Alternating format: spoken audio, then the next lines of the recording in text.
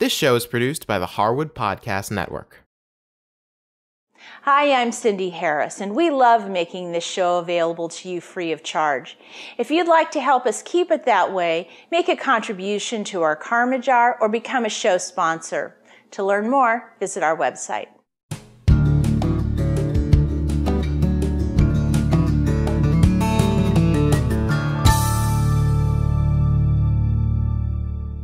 Today I'm making a great fall dessert.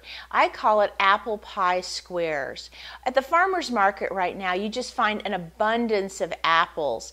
And I've taken Macintosh apples today and chopped them up and made a really great apple filling that's sandwiched in between a great streusel top. And then I've taken the same streusel to make a delicious crust. Now, a fun variation, if you'd like, is to make the apple pie but add cherries to it, so you get an apple cherry pie square. We're going to get started by getting our pan ready. Now, whenever I'm making something in a square pan like this, and this is a 9 by 9 inch pan, I always like to make a parchment sleeve for it because it really makes it easier to get the contents out. So what I'm going to do is start by getting some baking spray, and I'm going to spray the insides and the sides of the pan. Now, you think that would be just enough, but like I said, I like to use a parchment sleeve as well. So I just have a piece of my parchment, and I'm going to fold this so it's just a little bit thinner than the actual width of the pan. So that looks about right. And then I'm going to fold this like this. And then I'm going to use my paring knife, and I'm just going to slice right along that fold. Now, this little piece I'm going to save because many times I use that for something else. But then you'll see this will fit right inside my pan just perfectly. Now, once I have my parchment in here, I'm just going to take my baking spray and just do one more quick spritz. Then that is ready, and I can set that aside and get my streusel ready. Next, I'm going to be making the streusel, which is going to be the bottom crust and also the top part of these squares. Now, I'm going to be using my food processor today, but sometimes I make it just using my hand pastry blender, so you can do either one. But when you're using a food processor, you will want to be using your metal blade. And I'm going to start by measuring out my flour. Now remember, when your flour has been sitting in a container like this, you're going to want to take a knife and just stir it up to get some air into to lighten it up. And I've got my 1.5 cup measuring cup, and I'm going to measure out 1.5 cups of the flour and level that off and put that into my food processor bowl. I also want to add another 2 tablespoons of flour. So I'm just going to dip and level that on my measuring spoon, and that goes in the bowl as well. Next, we're going to be adding some quick cooking oats to our flour. Again, I'm going to measure out 1.5 cups, add that into my flour, along with 2 tablespoons.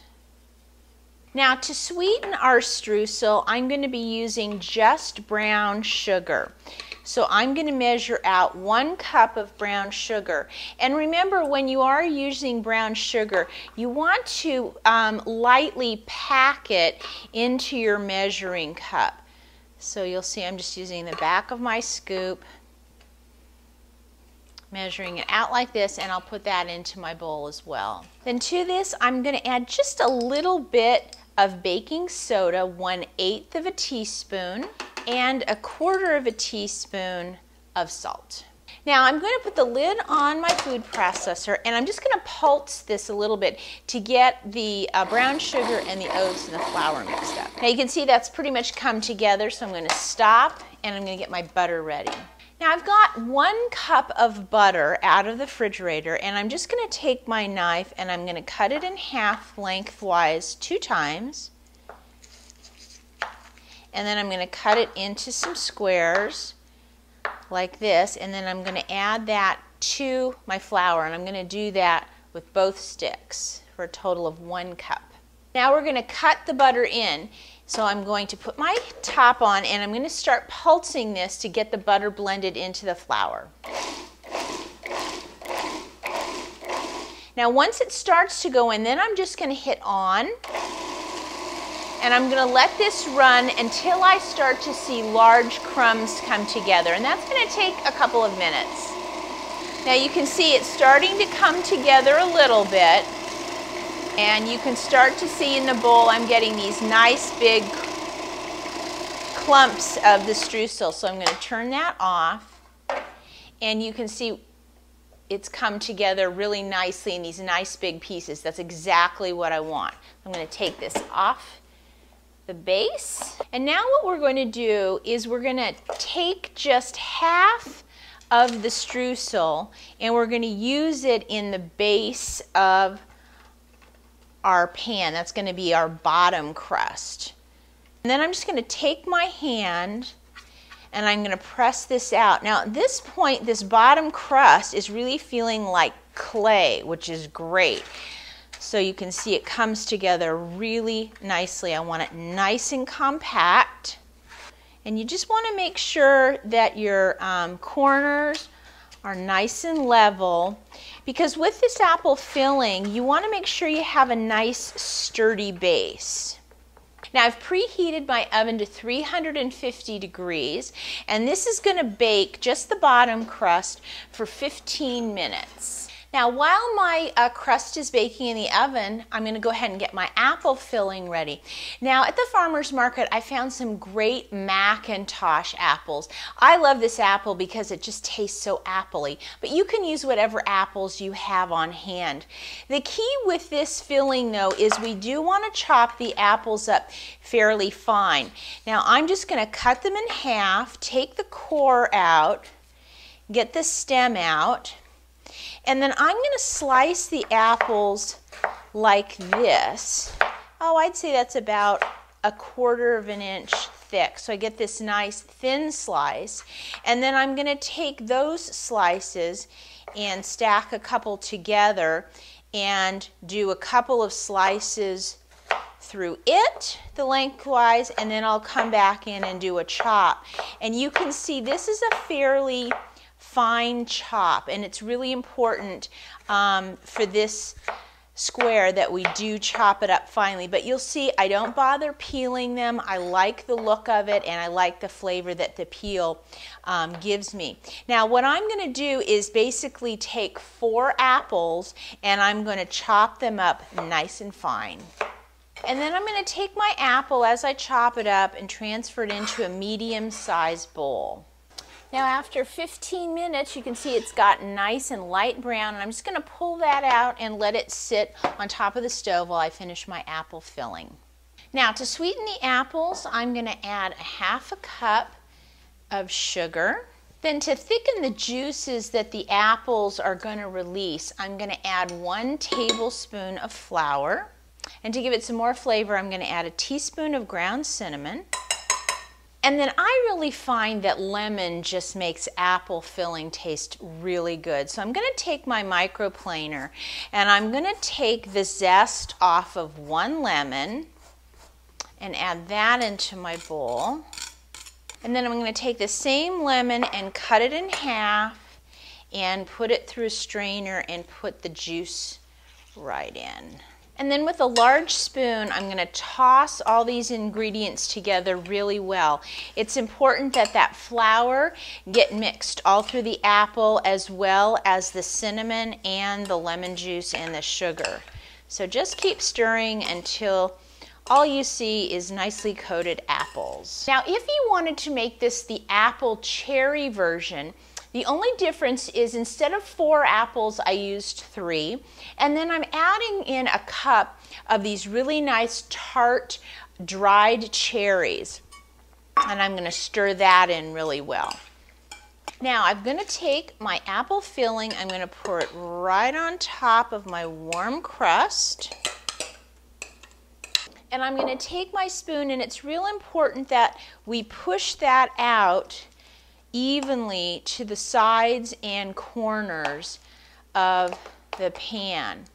And in fact, I'm going to take my spoon and kind of run it along, almost kind of compressing the apples a little bit. They're going to shrink up some while they're baking, but this way I can just get a visual that I have this nice even layer.